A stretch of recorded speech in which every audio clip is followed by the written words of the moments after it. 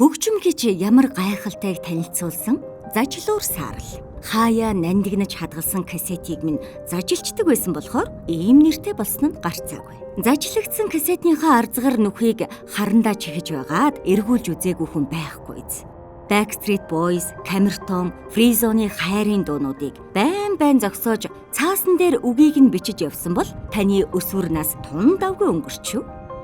Гэвч одоо кассет хэрэглэдэг хүн байхаа болж зажлуур саарл маань электрон хаягдал болон энд хэвтэж байна. Түүнийг байгальд хаявал шингэж алга болох хугацаа нь 1 сая жил.